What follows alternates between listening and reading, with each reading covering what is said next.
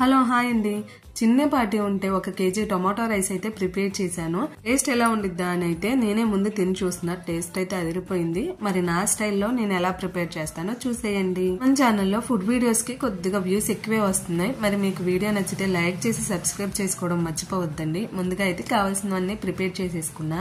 Oil తక్కువ గీ ఎక్కువ వేసి చేసుకోండి. ఫ్లేవర్ చాలా బాగుండిద్ది, టేస్ట్ కూడా. మసాలా దినుసులు వేగిన తర్వాత 2 పెద్ద సైజు ఆనియన్స్ తీసుకున్న బ్రౌన్ కలర్ లో వేగాలండి. అలాగే మనం తీసుకున్న టమాటాలు మొత్తం ప్యూరీ చేసుకుని యాడ్ చేసుకోండి. ప్యూరీ కొంచెం మగ్గిన తర్వాత సాల్ట్, పసుపు, కారం, అలాగే గరం మసాలా, బిర్యానీ మసాలా పౌడర్ యాడ్ చేసుకుని మీ టేస్ట్ తగ్గట్టు కొద్దిగా ఆయిల్ సపరేట్ అయినప్పుడు పుదీనా, కొత్తిమీర యాడ్ చేసుకోండి. లేత కరివేపాకు వేసుకున్న చాలా బాగుండిద్దండి ఫ్లేవర్. ఇలా ఆయిల్ సపరేట్ అయినప్పుడు వాటర్ యాడ్ చేసుకోవడమే. 1 గ్లాస్ బియ్యానికి 2 గ్లాసుల వాటర్. మనకి టమాటా ప్యూరీలో కొంచెం వాటర్ ఉండిద్దిగా అండి. నేను 4 గ్లాసుల బియ్యానికి 7 గ్లాసెస్ ఆఫ్ వాటర్ యాడ్ చేశాను.